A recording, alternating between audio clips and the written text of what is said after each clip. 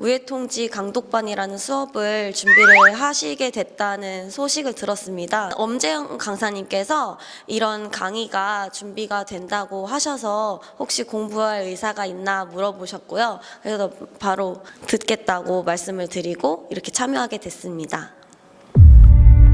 고전무예라는 개념을 초점을 두고 이런 공부를 처음 해봅니다. 듣는 것만으로도 전율이 됩니다. 지금 우리가 하고 있는 통제 예외는 뭐예요?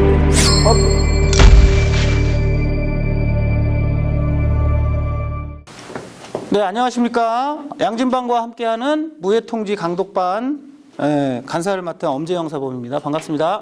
대한민국에서 그래도 내노라는 석학들이 이렇게 함께 해주셔가지고요. 함께 하는 것만으로도 제가 큰 영광으로 알고 있습니다. 강독반이 생기게 된 이유는 양진반 교수님의 태권도를 위한 역사, 기술리론, 철학 등 다양한 관점에서 개념을 공부하고 서로의 태권도의 깊이를 이해하고 고찰해보고 학문의 확장성과 체계 확립에 도움을 주지 않을까 하는 생각에 자발적인 참여로 이렇게 시작되게 되었습니다. 대망 태권도장을 운영하고 있고 지금 대한태권도협회 이사를 맡고 있는 엄재영 사범입니다. 반갑습니다. 안녕하십니까. 저는 경희대학교 태권도학과 학부생 신유진입니다. 잘 부탁드립니다. 안녕하십니까. 저는 경희대학교 학부 재학 중인 1학번 김은서라고 합니다. 안녕하십니까. 소개를 그렇게 해주셔서 저 원주에서 세종태권도장 운영하고 있는 윤정민 관장입니다. 제가 이제 주관적인 견해로 이게 무예 도보 통지를 받다면 이제는 좀 객관화시켜서 다른 사람들이 상품화 될 수 있는 정말 우리 태권도만의 무예 도보 통지에 대해서 조금 궁금점을 찾아보고자 이렇게 오게 되었습니다. 잘 부탁드리겠습니다. 또 학문의 깊이가 깊으신 또 해석을 해주신다고 그래서 아주 영광스러운 자리에 참석하고 싶어서 막 달려왔습니다. 잘 부탁드립니다. 안녕하십니까. 저 한병철입니다. 대한태권도협회 강사를 하고 있고요. 사실 여기는 체육 쪽에 석학들이 다 모여 계시는데 저만 유일하게 체육학 전공이 아닌 것 같습니다. 조용히 열심히 배우겠습니다. 그리고 제 소원 중에 하나가 양진님의 강의를 들어보는 것이었어요. 근데 오늘 그 소원이 이루어져서 굉장히 기쁘고요. 열심히 공부하겠습니다. 감사합니다. 예, 안녕하십니까. 인하대학교에 있는 고상현이라고 합니다. 많은 궁금증이 있어서 우선 이 자리에 참석하게 되었고요. 연세대학교에서 박사후 연구원으로 있는 박광범이라고 합니다. 좋은 경험을 할 수 있는 기회를 주셔서 감사합니다. 열심히 하겠습니다.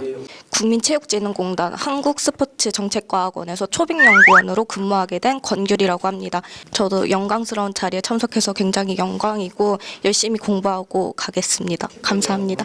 네, 안녕하세요. 태권도 사범 김상명입니다. 되게 많은 충격을 받은 게 양진반 교수님 논문을 보고 충격을 받았습니다.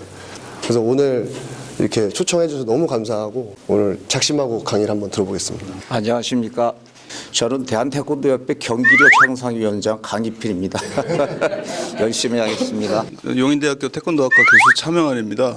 이 무예도보 통지는 무예 연구를 위한 바이블과도 같은 그런 책인데 이렇게 이러한 연구에 관심이 이렇게 많은 분들이 있다는 사실에 좀 놀랐고 이 굉장히 의미 있는 강의가 될 것 같고 이 연구를 통해서 앞으로 우리 태권도를 비롯한 무예 발전에 여러분들이 큰 씨앗이 되기를 기원 드리고 오늘 만나서 대단히 반갑게 생각합니다. 반갑습니다. 자, 그럼 이제부터 마이크를 양진반 교수님께 넘기겠습니다. 여러분 이렇게 오늘 일요일인데 이렇게 다 와가지고 첫째 반갑고 사실 제가 이 강의를 특강 같은 세미나를 제가 기획을 하게 된 배경 중에 하나가 지난번에 이 중에 몇몇 분이 참석을 한 협회에서 한 역사에 대한 강의가 있었어요. 그때 어떤 아쉬움, 최근에 여러 가지 이런 오늘 서성원 기자 안 왔는데 서성원 기자하고 같이 우리 엄재영 사범하고 그동안 내가 썼던 그 논문을 책으로 내자. 근데 저는 이제 논문을 책으로 낸다는 것 자체가 별로 마음에 들지 않고 또 논문이 시간적으로 지난 거라서 안 하겠다라고 했는데 어쨌든 한국 태권도계에서 충분히 읽어볼 만한 부분이기 때문에 논문을 내자라고 해서 작업을 하고 있었어요.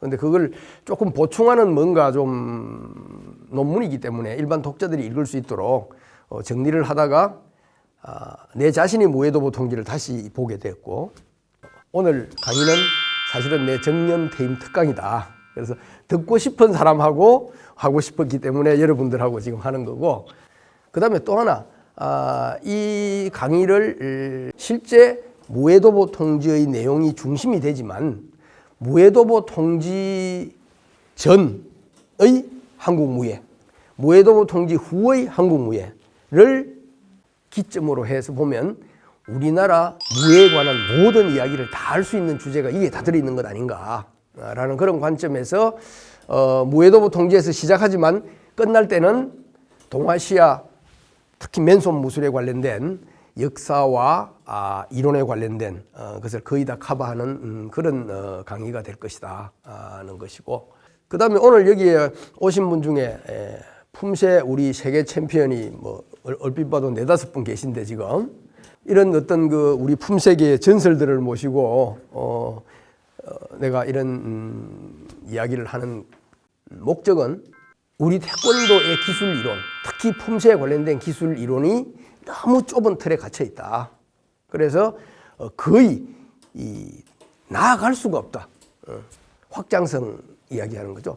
뭐 쉽게 얘기하면 공부할 내용도 없고 공부할 것도 없고 그리고 그다음 거기서부터 어디로 가야 될지도 없고, 근데 그 돌파구도 가만히 보면은 결국 무예도보 통지라는 주제하고 관련돼서 해결책을 찾아야 될 것이다라고 생각을 하고 있고, 이 이야기 속에 그 가능성의 방향과 내용이 들어있지 않느냐 하는 생각을 하기 때문에 그래서 여러분들하고 이 무예도보 통지라는 주제를 골랐어요.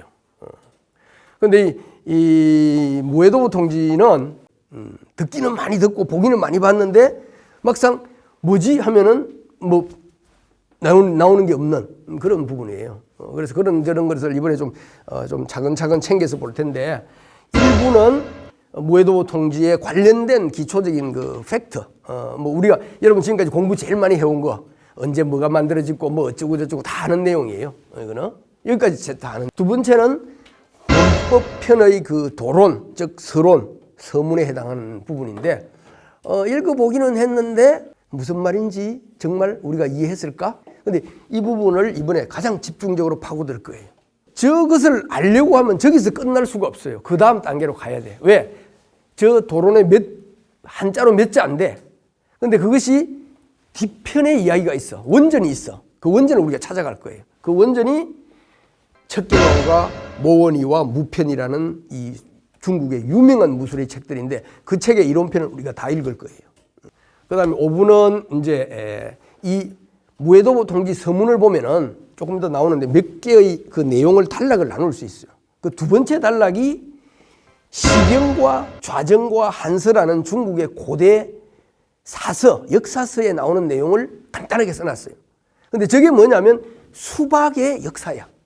근데 압축적으로만 써놨어. 근데 우리가 저 내용을 다 풀어서 수박의 내용을 한번 다 훑어볼 거예요. 그 다음에 6번째가 무예도보 통지의 권법편이 아닌 책의 앞부분에 속하는 것 중에서 중요한 게 있어요. 그게 바로 병기총서와 기해지리 편인데 서론편에 해당하는 건데 우리가 저걸 다 읽어볼 거예요. 7부는 무예도보 통지의 내가 외가건법, 특히 내가건법에 대한 부분이 굉장히 길게 나와요. 근데 이거는 거의 사람들이 읽지 않았어요. 근데 이것도 우리가 좀 읽고 넘어갈 거예요. 근데 여기에서 우리가 무예도보 통지의 그 박제가와 이덕무의 정말 무술에 대한 그 식견이 어느 정도인지 이런 것도 좀 보게 될 거고, 의외의 것을 우리가 좀 읽게 될 거예요. 그 다음에 이제 8부에 들어가면 그 무예도보 통지하면 우리가 전부 이제 이 그림 생각하잖아요. 뭐 이런 그림들. 권법보, 실제 기술을 하는 하나의 품새, 그게 32세 장권이라는 무술이에요. 그 무술에 대한 내용을 우리가 좀 볼 거예요. 내용을 우리가 아주 뭐 구체적으로 품새처럼 동작 이렇게 아는 건 불가능해요. 그렇지만 나름대로 우리가 엿볼 수 있는 방법을 가지고 좀 볼 거예요. 그 다음에는 이 무예도보 통지에 들어있는 32세 장권이라는 이 무술이, 이 품새가 우리나라뿐만 아니고 동아시아 전체의 맨손 무술의 사실은 뿌리 역할을 합니다. 그래서 중국의 무술 태극권과 소림권과 다양한 무술, 그리고 가라데, 우리의 택견, 안 걸치는 데가 없어. 그래서 그 부분에 대해서 우리가 연관성을 좀 더듬어 볼 거예요. 이랬을 거구나, 이랬었구나 하면서 그 증거와 추측의 근거와 이런 것을 좀. 그러면 결국은 이런 이야기를 하다 보면 중국 무술 전체에 대한 역사를 우리가 살펴보지 않을 수 없어. 그래도 우리가 여기까지 이야기를 하고 나면 이 부분을 이해하는 게 훨씬 이제 여러분들 중국 무술 이해하는 게 눈이 이제 좀 확 뜨이는 그런 수준에 와 있기 때문에 간단하게 정리해서 보더라 해도 핵심적인 부분은 우리가 이해할 수 있을 거예요. 그러고 나면 이제 가라데 역사를 좀 볼 거예요. 그래서 그냥 가라데 역사를 보는 거하고 무예도보 통지를 제대로 알고 중국 무술의 역사의 흐름을 다 안 다음에 가라데 역사를 들여다보는 거하고는 이거는 하늘과 땅 차이. 그래서 그렇게 보면 가라데가 이런 무술이었구나 라는 것을 새롭게 좀 이해할 거예요. 마지막 결론으로 과연 동아시아에 있어서 중국과 한국과 일본에 있어서 이 맨손 무술이라는 게 과연, 그리고 무술이라는 게 무예라는 게 어떻게 시작되고 우리 사회생활과 인간의 그 어떤 그 보편적인 생활 속에 어떤 관련성을 가지고 이게 발전해 왔는가, 문화적으로, 사회적으로, 또 체육적으로 그런 것을 좀 볼 거예요. 그걸 보면서 마지막으로 우리가 품새란 과연 무엇인가? 이 품새, 나는 품새 운동이라는 말 자체를 좋아하는데 무술적으로 보는 것이 아니고 체육적으로 봤을 때는 품새 운동이라는 개념이 그럴듯한 개념이거든요. 그래서 그런 이 품새가 과연 어떤 목적을 가지고, 어떤 뿌리를 가지고, 어떤 가치를 가지고 이게 역사적으로 지금까지 전개돼 왔는가. 고전 무예 이론 속에서 품새와 기루기의 중요한 관계에 대해서 많은 메시지가 들어 있습니다. 품새의 기술적으로는 품새 쪽의 이론에 초점을 둘 겁니다. 제가 드리는 말씀은 계획은 대략 이렇게 할 거예요. 1강은 1부에서 4부까지 오늘 할 거예요. 그 다음에 2강은 5부에서 8부까지. 저기까지가 좀 철저하게 무예도보 통지에 집중하는 편이에요. 다음에는 나에게 무예도보 통지란 뭔가? 아까 여러분들 자기 소개하면서 무예도보 통지에서 조금 이야기를 했는데 무예도보 통지가 어떤 책이라고 생각하고 있는지, 그 안에 들어있는 내용이 뭐라고 생각하고 있는지, 각자가 나름대로 무예도보 통지에 대해서 어떤 개념을 가지고 있을 거예요. 하도 많이 들어가지고 태권도의 그 어떤 역사적 마케팅에 가장 많이 활용된 것이 이 무예도보 통지하고 건강 역사상. 그런데 실제 정말 무예도보 통지의 내용 그 자체하고 내가 생각하는 거하고 얼마만큼 정확하게 연결이 되는가 하는 부분은 우리나라 전체 무예에서 정말 무예도보 통지를 제대로 읽은 사람들이 정말 드뭅니다. 그 중에서도 제일 무예도보 통지를 깊이 있게 제대로 읽은 그룹들이 이 18기 그룹입니다. 해번 김광석이라는 분이 계시는데 그분이 이 전통무예의 개념을 18기로 잡았고 그 18기가 무예도보 통지에 나오는 무예를 중심으로 18기를 잡았어요. 그래서 그분이 평생 이 무예도보 통지의 무예를 복원하는 노력을 많이 했고 그걸 여러 사람한테 많이 가르쳤고 그 제자들이 중요한 책들을 다 만들었어요. 오늘 교과서로 쓰고 있는 박청청 선생도 그 그룹이에요. 그리고 또 오늘 또 새롭게 소개할 최복규 선생도 해범의 이 제자예요. 그리고 동문선이라는 출판사를 운영하고 있는 신성대 사장도 그 그룹이에요. 많은 사람들이 그 그룹이에요. 태권도 역사에서 무예도보 통지는 좀 거칠게 말하면 활용만 해먹었어. 이용만 해먹었어. 그리고 우리 태권도계는 무에도부 통지 공부는 안 했어. 그런 관점에서 이 강의가 우리 태권도 하는 사람들끼리 무에도부 통지에 대해서 어쩌면 정말 처음으로 깊이 있게 하는 거 아닌가. 예를 들면은 서울대학교 나영일 교수님이나 또 그 육사에 있던 심성규 교수나 무술 무예라는 관점에서 본 게 아니에요. 그래서 여러 가지 역사적인 팩트나 뭐 이런 것을 판본이나 이런 이야기를 많이 하고 있는데 우리 관심은 그게 아니잖아. 우리의 관심은 진짜 오늘 우리가 하고 있는 움직임하고 무슨 관련이 있는가, 이론적으로 무슨 관련이 있는가 이런 걸 보려고 하는 거니까. 무에도부 통지에 하나의 품새가 실려 있는데 그 품새 동작이 진짜 뭘까? 이런 걸 얼마만큼 진지하게 고민을 해봤는지 그런 생각을 하면서 오늘 무에도부 통지에 대해서 여러분들이 조금 더 친근하게 좀 생각을 했으면 좋겠어. 그래서 무에도부 통지라고 하면 지금까지 상식적으로 이야기되고 있는 걸 쭉 한번 나열해봤어요. 그 무에도부 통지라고 하는데 여기서 오늘 무에도부 통지라고 할 때 무에도부 통지 정조의 무에도부 통지만 생각하지 말고 선조 시대 때 만든 무예 제보로부터 무에도부 통지까지를 하나의 통으로 묶어서 우리는 무에도부 통지라는 개념으로 많이 쓸 거예요. 여기서 선조부터 시작 무예 제보죠. 무예 제보부터 무예 번역 속집, 무예 신보, 무에도부 통지 이 시리즈를 이게 6개에서 몇 개로 이렇게 점점점 살을 붙여가는 과정이거든. 그래서 그 한 권을 생각하지 말고 그 시리즈를 무에도부 통지라는 개념으로 보자는 거지. 자, 그래서 우리나라 해방 이전, 뭐 지금까지도 그렇지만 최고 유일한 가장 오래되고 유일한 전문 무예서적이다.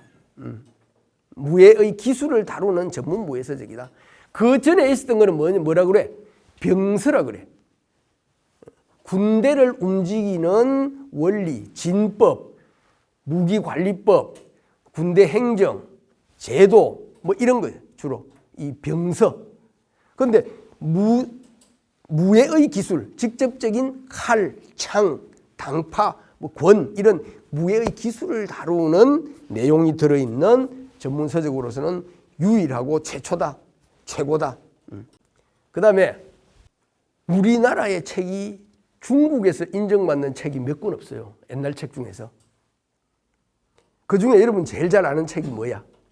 한의학의 동해복음. 중국 사람도 인용하고 구해서 보고 하는 거예요. 무예에 있어서는 뭐다? 무에도부. 중국 사람도 보는 책. 중국의 현재 오늘날에도 북경체육대학이나 상해체육대학이나 많은 대학의 석박사 논문에 무예사나 무예 이론에 대한 연구에 보면은 한국의 조선의 무에도부 통지 언급 안 하면 공부 덜 한 놈이야.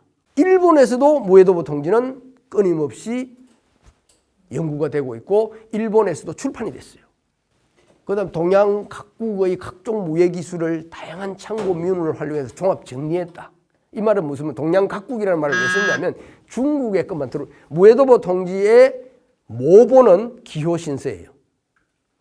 그런데 실제 그 속에 들어있는 무술을 보면은 일본 무술이 굉장히 많아. 특히 일본도 외금. 그 이유는 좀 이따 이제 이야기를 하겠지만 그래서 무에도부 통지 속에는 한국의 전통 무예 봉국금과 중국에서 온 많은 무예와 일본의 금술까지도 다 들어있다. 그래서 한국의 무예가 포괄되어 있다. 저 이유는 뭐냐면 무예사적으로 보면 임진왜란이 무슨 전쟁이냐? 동아시아 3국이 뭐예요? 중국, 한국, 일본. 3국의 무예의 최고 고수들이 7년 동안 이 한반도에서 다 모여가지고 죽기 살기로 싸운 전쟁이에요. 그러니까 이 동아시아 무예가 다 최고의 실전적 그 금정을 거친 게 바로 임진왜란이라는 무대라는 거지. 그래서 그 임진왜란의 과정에서 생겨났기 때문에 그 다음에는 봉국금이라는 내용이 실려 있는데 이 봉국금이 무에도부 통지를 일본과 중국에서 많이 연구하는 제일 큰 이유 중에 하나가 이 봉국금 때문에. 근데 이 진짜 봉국금이 무해도부 통지가 먼저 실린 게 아니고 중국 책에서 먼저 실렸어. 무비지라는 책에서 먼저 실렸어. 그걸 무해도부 통지 다시 실었어. 근데 무비지에서 뭐라 해놨냐면 조선에서 가져왔다고 써놨어. 그건 나중에 우리가 자세하게 한번 다시 살펴볼 거예요. 그 다음에 중요한 게 이제 이 부분 여러분들 자존심을 좀 만족시켜주는 부분이 이건데, 중국과 일본 등 각국의 무예 전문 서적을 토대로 해서 만들어졌지만 똑같지 않다는 거지. 무해도부 통지 나름의 독자성을 가지고 뭐 한 게 있어. 특히 권법 같은 경우가 더 중요한데, 기호신서의 권법을 가지고 왔는데 기호신서하고 권법 무술 풀이하는 방식이 달라. 품새의 순서도 좀 달라. 많이 달라. 그래서 이 부분에서 무해도부 통지가 가지는 독자성. 그래서 지금 중국 사람들이 권법을 연구하면서 무해도부 기호신서의 권법을 보면서 무해도부 통지 권법을 보면서 두 개 비교하면서 그때 이랬을 거야. 좀 더 구체적인 설명이 우리 쪽에 있어. 동작을 어떻게 한다는 설명이 우리 쪽에 있어.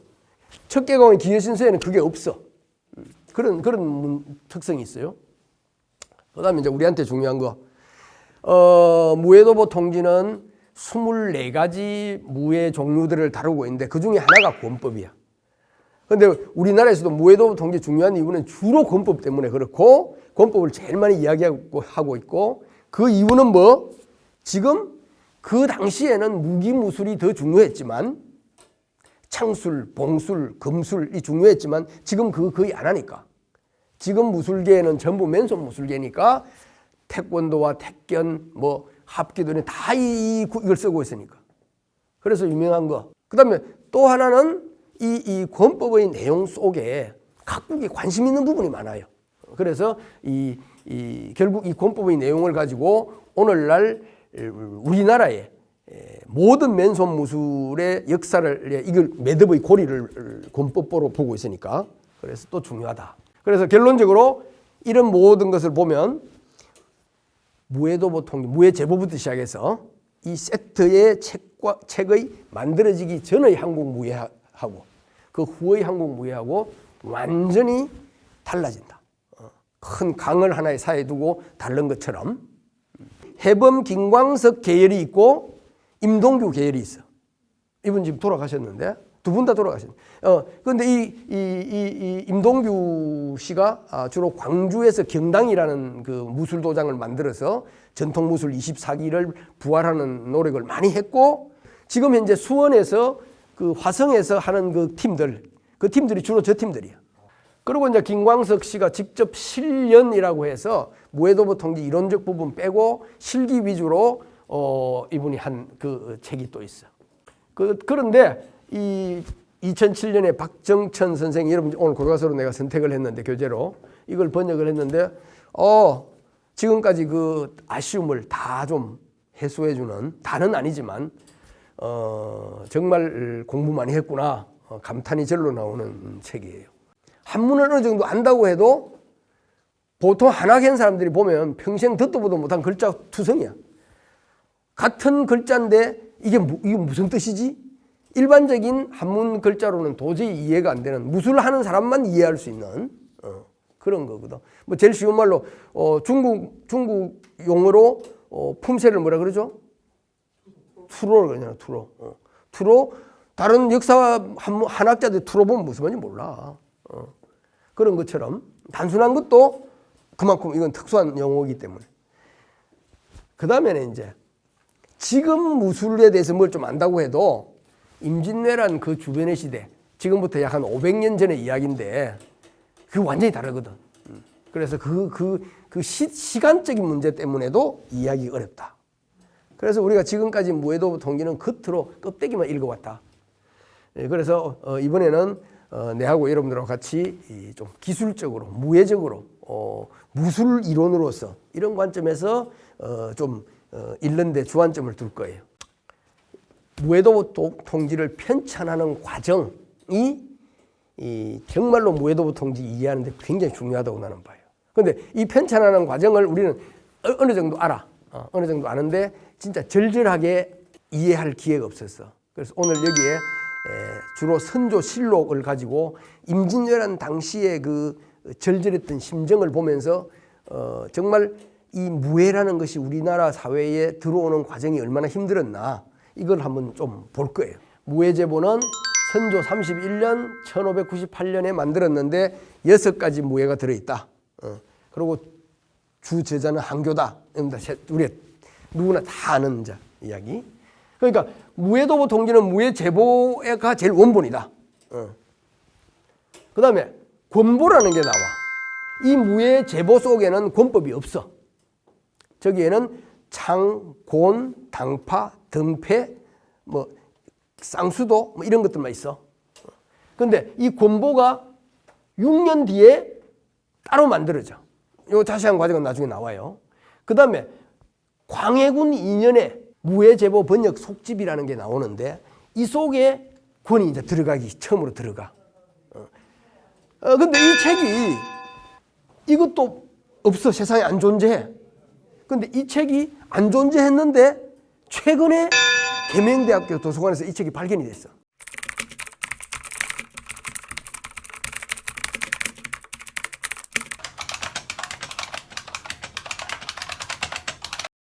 그래서 난리가 났어. 그래서 여기에 이제 권법 우리가 최초의 권보를 알게 된 거야. 그 다음에 무예신보라는 것이 만들어지는데 영조 35년에 이때 이미 영조는 나이가 들어서 자기 아들인 사도세자에게 정치를 맡겨. 근데 사도세자가 굉장히 무술적이야. 이 사도세자가 원래 6개 있던 무술을 12개를 더 넣어가지고 18개로 책을 만들었어. 18개로 책을 만들었기 때문에 우리나라에 18기라는 말이 나오게 된 거예요. 그래서 18기 그러면 중국 무술을 옛날에 우리 어릴 때 18기 도장, 그럼 중국 무술류 도장을 대표하는 걸로 그렇게 생각을 했는데 사실 18기는 중국에서도 쓰는 말이지만 사도세자 이전에도 18기라는 말을 썼고 특히 사도세자 이후 무예신보 이후에 우리나라에서 무예라 그러면 18기. 나중에 무예도보 통지 24반이라는 것은 중국의 24반 무예하고 잘 안 맞아요. 내용 종목상. 불행하게도 무예신보는 지금 아직까지는 발견이 안 됐어. 우리가 몰라. 뭔지. 근데 이건 그 전에 이게 있으니까 많은 게 이제 상상이 되는 거지. 그 다음에 드디어 정조 14년 1790년 이쪽하고 비교해 보면 얼마 차이나 한 200년 차이가 납니다. 200년 뒤에 무예도보 통지가 만들어지는 거예요. 근데 무예도보 통지를 막 대단한 걸로 막 보는데 사실은 이 과정이 제일 중요해. 무예 제보를 만들었던 과정이 제일 중요해. 그리고 이 과정에서 우리가 봐야 될 포인트하고 이 과정에서 우리가 봐야 될 포인트하고 좀 달라. 여기에서는 처음에 우리나라에서 없던 게 들어오는 그 과정에 정말 어떻게 해서 그 창술 하나, 봉술 하나, 금술 하나를 어떻게 해서 배웠을까? 이 과정이거든. 그래서 그 부분에 대해서 조선왕조실록, 선조실록을 전체를 내가 다 뒤졌어. 다 뒤져서 여러분한테 한번 파일로 갔을 텐데 그거를 좀 볼 거예요. 보기 전에 무예제보의 무술은 조론, 곤패선, 선이라는 게 낭선이라는 건데 장창, 그 다음에 파는 이렇게 생긴 창, 그 다음에 금, 저때 금 벌써 저게 외금이야. 이런 것들, 그 다음에 권보 쭉 내용들이 나와요. 그래서 무예신보에서 이렇게. 자, 무예제보 편찬 과정 1번 1592년에 선조 25년에 4월에 임진왜란이 발발해. 그 다음에는 94년 전쟁이 2년 지난 3년째 선조가 살수제보를 번역하라. 이 살수제보가 뭐냐? 기호신서에 실려있는 직접 무예. 살수라는 말은 짧은 거리에서 서로 상대를 죽일 수 있는 무예. 창, 칼, 봉, 당파, 낭선 이런 걸 말하는 거예요. 그 부분을 번역하라고 그랬어. 그래서 결국 5년 동안 노력을 해서 무예제보가 1598년에 출판이 돼. 자, 임진왜란부터 먼저 조금 이해를 하면 임진왜란이라는 전쟁은 그냥 여러분들이 이제 뭐 임진왜란 하면 일본 놈이 쳐들어왔다 생각하는데 일본 놈이 임진왜란을 일으키기 전에 약 한 100년 동안 일본 내에서 저끼리 싸움만 했어 매일. 전통적으로 내려오던 일본의 질서가 다 무너지고 각 지방에 있는 군벌들이 치열하게 싸우는 그런 과정에 인도네시아와 필리핀과 베트남 등지로 움직이는 이 유럽의 세력들이 일본을 일찍부터 들어와. 그때 조총이 들어와. 근데 그 당시 제일 막강한 중에 하나가 다케다라는 다케다 신겐의 군대가 있는데 신겐이 죽고 그 아들이 이제 있을 때인데 또 한쪽에서는 오다 노부나가라는 그 유명한 친구가 이제 성장해 오고 있었는데 이 다케다 군이 훨씬 더 세고 강해. 그리고 이 기마병이 일본에서 최고 강한데 전투가 벌어져. 나가시노 전투라고.